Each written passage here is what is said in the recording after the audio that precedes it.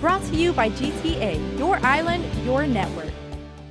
For some, like Tumuning resident Joseph Tovis, the parade is a family tradition and a time to salute those who liberated Guam from Japanese forces 73 years ago. His patriotism on full display today. Especially the marchers. Especially the marchers? Yeah, the open gap, you know, the open gap, the Marines that liberated Guam. I myself, you know, my opinion is that open gap is, you know, resembles the first wave of Marines that came on island.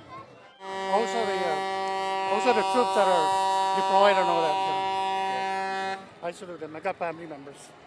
It's a tradition he's passing down to his grandchildren, Kaylee and Caden Paulino. It's your first parade? You go to the parade every year? Yes. Both Kaylee and Caden were most excited for So, what are you looking forward to? Getting wet. Getting wet from the fire truck?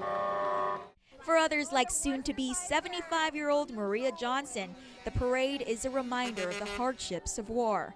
She was all smiles in front of the grandstand, her favorite place to view the parade year after year. I was 2 years old when the American came and they did the liberation. What does it mean to be here today, 73 years later, celebrating it still? Very good, because at least I'm alive to see it.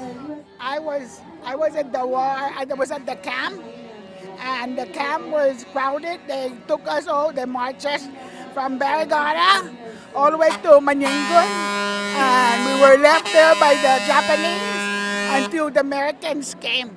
While it's a time to reflect on the past, parade goers like Janice Mendiola and Rodney Nokit want Guamanians to think towards the future. Behind their family's canopy in Anigua, they hung a giant Guam flag with the respective dates for the Philippines and the United States independence. Guam, however, had no accompanying date, only question marks. We just wanted to open people's minds, so we're not stirring anybody to a certain position or anything. We're just asking a question. You know, we have the American independence, the Philippines independence, and we're just a question mark. When is Guam independence? You know, so we're trying to open people's minds, just to open up the conversation, maybe at least. It's a statement of awareness. It's not a statement of choice by virtue of each of those things that are being pushed out there for discussion, such as independence, statehood, commonwealth, or whatever's available. This is really just to continue the discussion further and bring some sort of thought.